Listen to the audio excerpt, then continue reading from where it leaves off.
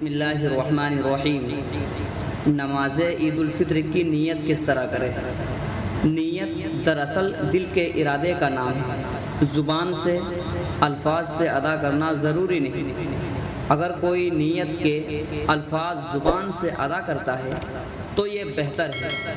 عید کی نماز واجب ہے، لہٰذا اگر کوئی شخص عید کی نماز کی نیت زبان سے ادا کرنا چاہتا ہے تو وہ اس طرح نیت کر سکتا ہے: میں نیت کرتا ہوں 2 رکعت واجب نماز عید الفطر کی 6 زائد تکبیروں کے ساتھ، پیچھے اس امام کے رخ میرا کعبہ شریف کی طرف، پھر کہے اللہ اکبر۔